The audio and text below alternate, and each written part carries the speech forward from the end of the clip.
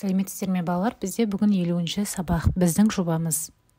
Алдымен балалар біздің каналымызға тіркеліп, лайк және қоңырау басуды ұмытпаңыздар. Сипаттау мәтінін қалай құрастырылады дейді. Сипаттау кезінде заттың немесе нәрсенің барлық белгілерін тізіп, түгендеп жатудың қажеті жоқ. Оның мінез-құлқы мен атқаратын қызметіне мән беру керек. Саны мен сапасы, айрықша қасиеті, пайдасы да ескеріледі. Сипаттап отырған затыңа немесе нәрсеге өз пікіріңді, одан алған әсерің мен сезіміңді білдіресің. Сондай-ақ ол заттың адамға пайдалы немесе пайдасыз екенін көрсетуді ұмытпа. Жұмбақ сипаттауға құрылған шағын әдеби шығарма. Түйе туралы жұмбақтарда оның негізгі белгілері қалай сипатталатынына назар аудар дейді. Міне балалар, бізде түйе берілген және ол туралы жұмбақтар берілген. Мысалы, түйенің сыртқы бейнесі туралы. Кезекті бір жануар, үстінде 2 тауы бар. Бұл не дейді? Енді түйеге ғана тән қимыл қозғалыс дейді. Маң-маң басқан, 4 аяғын тең басқан. Бұл қай жануар дейді, Яғни бұл түйенің қимыл қозғалысын сипаттап тұр. Енді түйенің дауысын, үнін қалай сипаттайды екен жұмбақта? Дауысы қоңыр, үні мұң, тесіп қойған мұрын нұн дейді. Келесі жұмбақта түйенің айрықша қасиеттері туралы айтылады. Бұл не қылған ер еді, қандай мықты жүрегі, бір ұрттам су татпастан 1000 шақырым жүреді дейді. Қалай ойлайсың, жұмбақ мәтіннің қай түріне жатады дейді. Яғни балалар, жұмбақ сипаттау мәтініне жатады екен, осыдан көруге болады. Өзіңе ұнаған жануармен осындай тапсырма құрастырып көр дейді. Жұмысыңның нәтижесін сыныптастарының алдында қорға және бағала. Міне балалар, біздер мысалы қоянды алып қарадық. Қоянның сыртқы бейнесі туралы мынандай жұмбақтар бар екен. Құлағы бар есектей, үлкендігі кесектей дейді. Қалқиып қос құлағы елеңдеп қорқып тұрады дейді. Енді қоянның айрықша қасиет туралы. Тез өседі, көп жейді, сәбіз жейді, шөп жейді, құлақтары қалақтай, зытып берер жолатпай дейді. Және түйе тұмсық, ит табан, көзін жұмбай ұйықтаған дейді.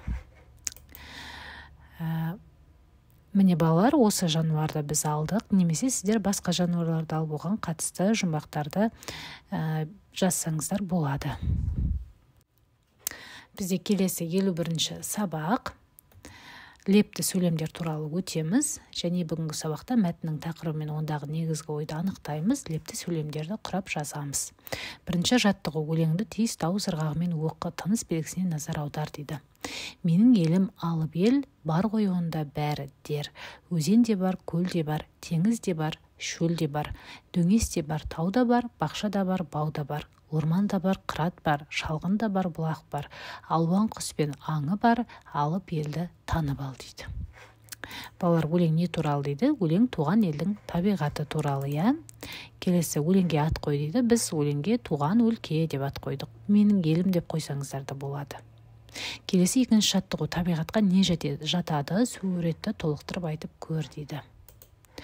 Балалар, табиғатқа ағаштар, өзендер мен көлдер, жайқалған гүлдер мен шуақты күн, аспандағы бұлттар мен биік таулар жатады, Тапқан сөздермен төмендегі үлгі бойынша сөйлемдер құрап жаз дейді. Яғни біздер лепті сөйлем құрап жазу керекпіз.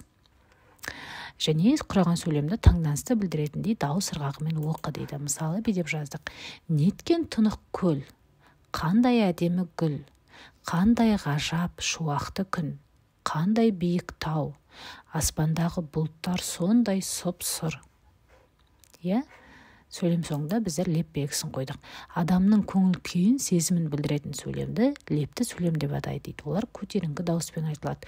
Лепті сөйлемнің соңы леп белгісі қойылады. 3-ші жаттығу: тиісті дауыс ырғағымен оқыңдар дейді. Атау, деді кітап оқып отырған іңкәр.